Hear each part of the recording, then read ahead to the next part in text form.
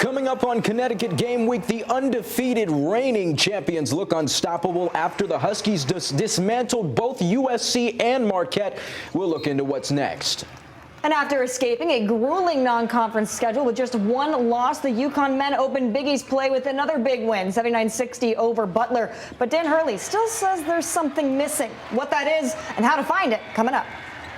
And the accolades keep coming for Skyler Bell, who owns one of the most decorated seasons in UConn football history. We'll talk about his latest accomplishment. Connecticut Game Week starts right now.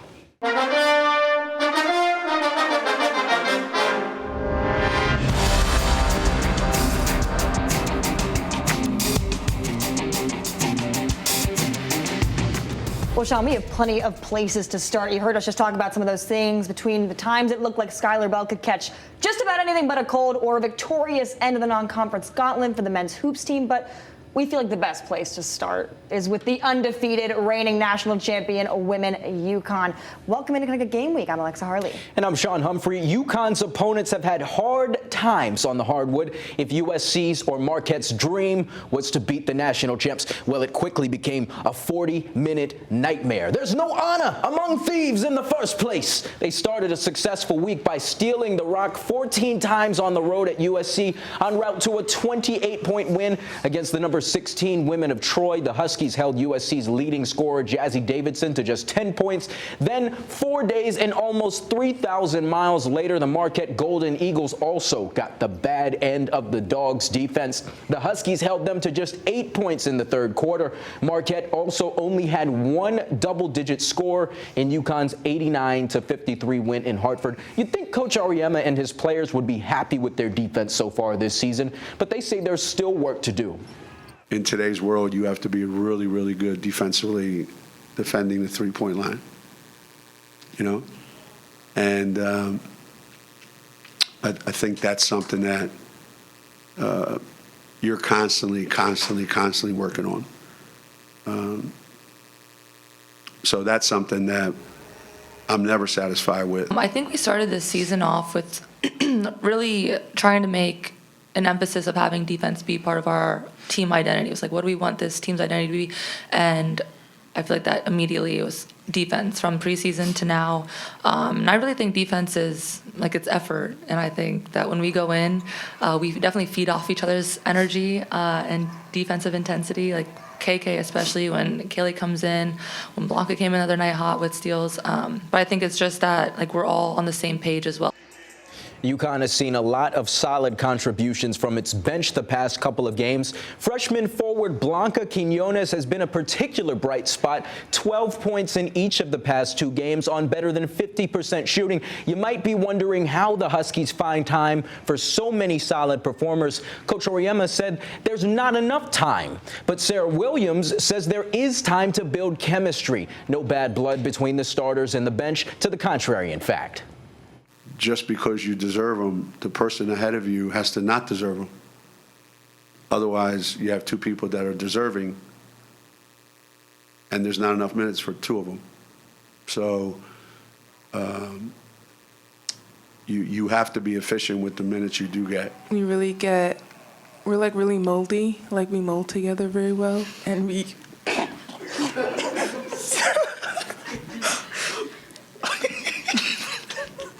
It's just a lot of fun, just the energy. I feel like the people on the court also feed off the bench energy. And, yeah, Khalees, you can always see her on the bench going crazy. I can't. After Wednesday's win, the Huskies' average margin of victory is an even 38 points. Sheer dominance from the reigning champs so far this season. Something to watch out for, though, going forward. There's been some debate over that number one spot. The Texas Longhorns, with wins over number 3 South Carolina and number 4 UCLA, ranked second. Later, we'll talk about the Huskies' next matchup, a battle at Barclays against number 11 Iowa. Well, the UConn men got it done on the hardwood with a 19-point win over Butler to open Big East play for the year. And even with that double-digit win margin, something is still lacking, something that head coach Dan Hurley is tabbing the killer instinct. Those were his exact words that he uttered both during and after and even before Tuesday's conference opener. Now, what exactly is that killer instinct according to the national championship coach? To put it plainly, Hurley wants to see his team bury their opponents. Take their win against the Bulldogs, for example. The Huskies started off that game by trailing by 9. Not what you want to see if you're hoping to be one of the final teams standing in March. Then UConn got ahead with a 16-point lead at halftime. Then they went on an absolute tear in the second half, extending that lead to 23 with the potential to make it 30. Ultimately, Huskies only win that battle against the Dogs by just 19. And Coach Hurley says that he wants to see his team winning by larger margins as the season goes forward. Obviously, the 15 turnovers are concerning. This is back-to-back games with that. And, so that's an area that we've obviously got to clean up, especially when you're shooting 51% from the field. Just the 15 turnovers is very discouraging. But I was happy that we finally showed some teeth on the glass, especially in the first half. I just wish there was more killer instinct, put a team down, bury a team. We had chances to do it, and then it would, go from 23 to 11 or, up to 18, back to 14. I mean, we just, this team's got to get a killer instinct. Yeah, don't drink every time you hear killer instinct. Now, there were a handful of Huskies who absolutely delivered in the killer department, though, specifically Jaden Ross and Solo Ball. The duo combined for 39 points and 11 rebounds, with Solo boasting a career-high 26 points. Even though his name was on the top of the stat sheet, the performance from Jaden Ross was absolutely electric. He sailed a triple, led the team with 8 rebounds, and was a facilitator on offense. Rebounding, though, it's been an area of emphasis for this squad, and each and every week, whether it's a player or Coach Hurley, someone mentions how this team needs to improve on the glass. And even though Ross led in that stat line, he still wasn't satisfied with his day and still echoes those same sentiments that this team isn't where it needs to be yet. Definitely something they've been honest about. I know I haven't really been doing a good job of that specifically this year. And even tonight, I think I could have done a better job.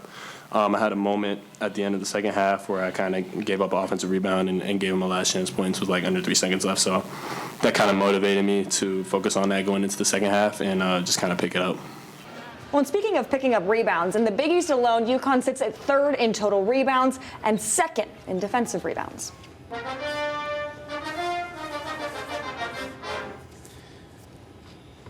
Best in Show, some recognition for Alex Karaban. The UConn forward was named to the Big East Honor Roll after averaging over 15.5 points in leading UConn past Florida and Texas this week.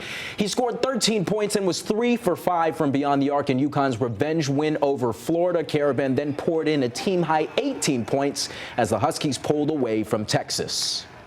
Well, and the Huskies frontman on the gridiron, Joe Fagnano, is headed to Frisco, Texas to participate in the East-West Shrine Bowl. The UConn QB will join some of the nation's top college players, all getting the chance to showcase their talents to NFL scouts, coaches, and executives from all across the league. And if you aren't familiar with this game, it can be dubbed kind of a launching pad for some future NFL stars. Think Tom Brady, Brock Purdy, Walter Payton. They all participated in this annual All-Star game. The Shrine Bowl set for January 27th at the Ford Center. Hey, and check this out. Sarah to Sarah, defender on an island, power dribble, spin move, and a light touch off the glass. That's a move so nice you'll want to see it twice. Check this out. Sarah Strong in slow motion. 2 of her 14 points against Marquette. How about that? That you gotta love to see it. I'm still recovering from watching you do that, to be honest. Okay, so we're going to change the subject. We're going to go from basketball to football now for our top dog. If you would have heard us say the name Skyler Bell every time he caught the ball this season, we would not be speaking right now. Voices would be gone to say Skyler Bell's name as many times as he had highlights. We wouldn't be able to say these next words, All-American. And I'd say, I'm thankful his name is only 3 syllables, because then I can say Skyler Bell is an All-American. Hey, I guess I'm thankful as well. And quite do this possibly, in normal speed, not slow motion, please. Yeah. In quite possibly the greatest individual season in UConn history, he stands alone in his latest accolade. He's one of AP's first-team All-Americans, the first Husky to receive the honor ever. He hit the 100-yard mark in 7 games this season, had multiple touchdowns in 4, and in case you missed it, his only game with fewer than 5 catches. How about an 80-yard touchdown reception against CCSU? He finished with at least 10 catches 4 times as well. Now, those numbers that Sean just mentioned were consistent from week 1 all the way to the end. So it's kind of a wonder why some defenses didn't game plan for him better. Specifically, that Duke game, the eventual ACC champion Blue Devils let Skyler Bell ring the bell all around them. 11 receptions, 2 trips to the house in that eventual win for the wide receiver. And you may remember some of the words Bell's right-hand man, Joe Fignano, used to describe how efficient he was in that matchup against Duke. Because he's Skyler Bell. Guy just gets open. Simple as that. A man of few words, but words that are on point. Let's take a look at how Bell has rewritten the record books during his time at UConn. His 13 touchdowns and 101 receptions are both program records, and his 1,278 receiving yards are the most since the Huskies moved to FBS. He was second in the nation in each of those categories. Hey, you mentioned the word game plan. I guess he's number 1 in the field and number 1 in our hearts. We weren't the only ones who noticed. As we mentioned, first-team All-American, finalist for the Biletnikoff Award given to the nation's top wide receiver, a historic season for the Bronx native. Absolutely. Well, the offseason could be a busy time for UConn football. We'll take a look at how one particular area of the team could be impacted the most by the transfer portal. That coming up. And then we've also got a big matchup on Saturday. UConn set to take on number 11, Iowa. We'll hear from Reina Garcia from our sister station in Des Moines about what kind of challenges the Huskies could face this weekend in Brooklyn. Stick around.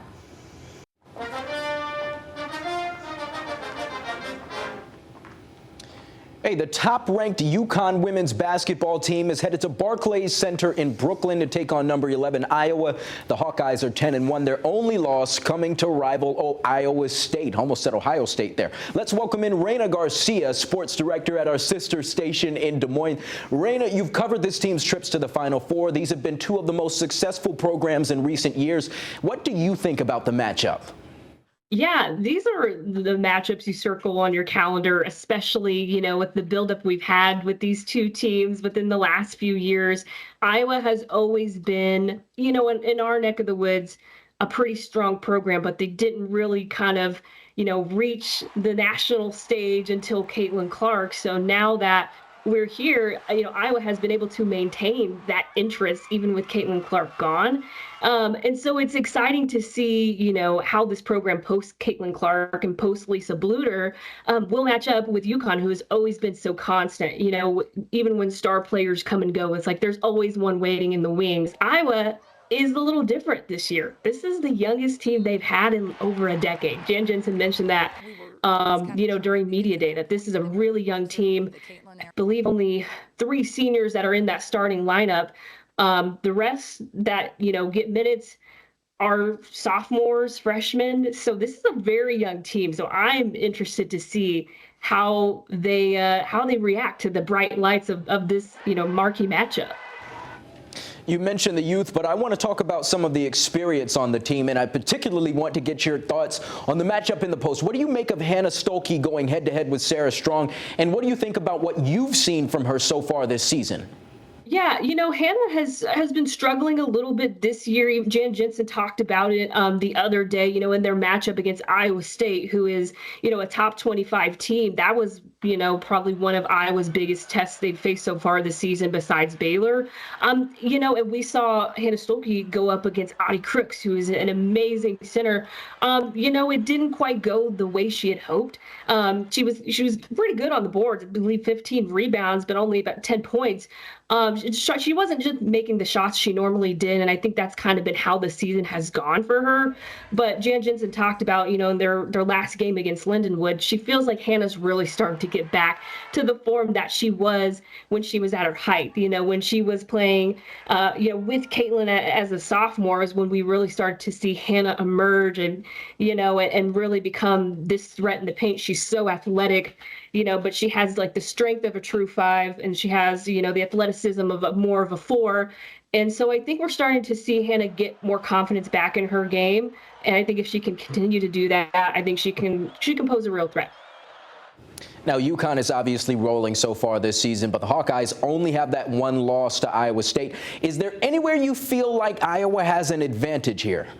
Yeah, I mean, Iowa's always been a team that thrives when they can get out and run. In transition, they're so good. So I think that's going to be the key is if you can break those presses and somehow get your offense going and not get too flustered.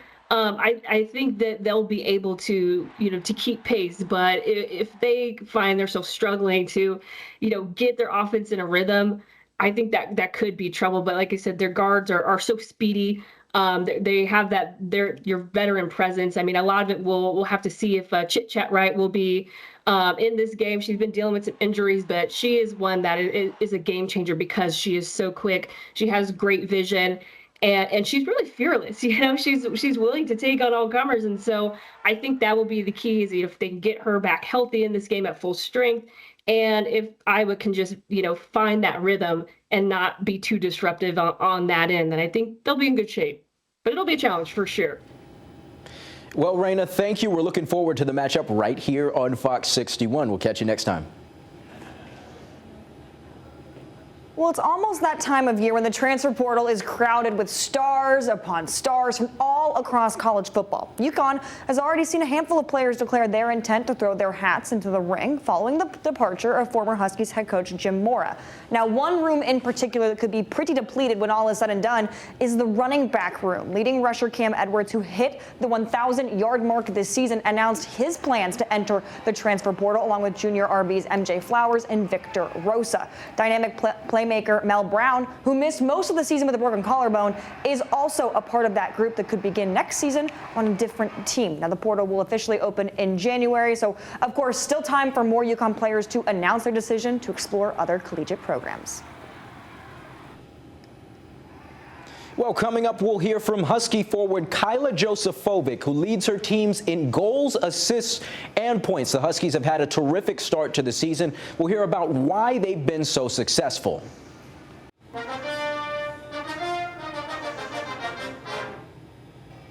UConn women's hockey's winning ways might make the holiday season a little bit warmer. After a few weeks off, the team will enter the new year ranked 7th in the nation. I sat down with senior forward Kyla Josifovic to talk about the team's success and how her leadership has grown as she wears the C in her final season on campus. So far this season, it's been smooth sailing for the UConn women's hockey team. And Captain Kyla Josifovic has been both an offensive anchor and a locker room leader.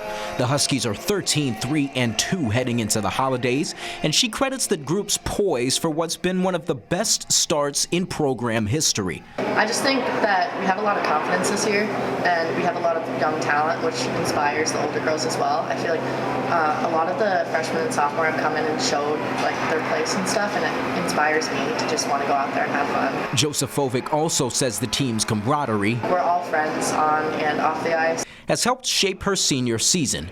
But in her final year in a Husky sweater, did she ever think she'd be leading the team in goals, assists, and points? No, I wouldn't imagine at all. But the numbers don't lie. Her 8 goals, 9 assists, and 17 points lead the Huskies. Still, she says her teammates have made her job easier and helped the Huskies stay in the win column. Everybody has different strong suits that contribute to the team as an overall whole. There's no top line that we're just okay, top line, roll. We can rely on our bench. We have a deep bench, so it's good that we pull everybody's strengths together and we just work as one team. Year 4 in blue and white is her first as a captain, but to Josifovic, wearing the C is just building on a foundation set in her underclass years. I just think over time, I just looked up to the leaders that were here previously to me, Ainsley Svedek, Corinne Tomala. Those were girls who I looked up to, and they inspired me. So I kind of picked pieces from what they were doing, and then just making it my own, kind of just instilling confidence into everybody. I think that can go a long way, and it just brings a sense of camaraderie and atmosphere that everybody wants to be here. Now, I asked Kyla about what the key to consistency has been. She told me the team is sticking to what it does well, not trying to reinvent the wheel or do anything fancy. And I said, you're the anti-Mighty Ducks in a way. I don't know if you're a fan of the Mighty Ducks series, Alexa. Fan is a loose term. I've seen the movie, I've seen the series, but like the really only thing that I can tell you is it's a hockey movie with kids and that Charlie Sheen's brother is in it. That's kind of all that I took away from my one time watching all three of That's them. one of my favorite movie series. I don't know if I should be a little bit I'm sorry hurt. to offend you. It is what it is, you know? We say it all the time. Oh, yeah. Yeah.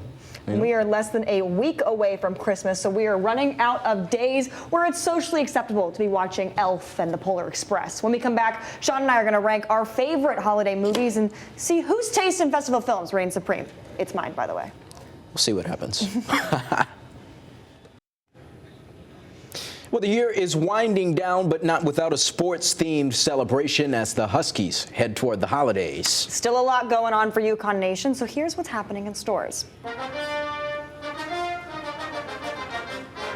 Well, what awaits the Huskies this weekend on the hardwood? A top-ranked matchup at Barclays Center, number 11 Iowa, number 1 UConn, meeting on Saturday at 1:30 in Brooklyn. These two programs have not met since 2023-2024 when the Hawkeyes took that win, but all-time, UConn owns the series over Iowa 6-3. And the UConn men are on the road again when they pay a visit to Chicago for a showdown against DePaul. The Blue Demons lost to St. John's by 13 Tuesday night.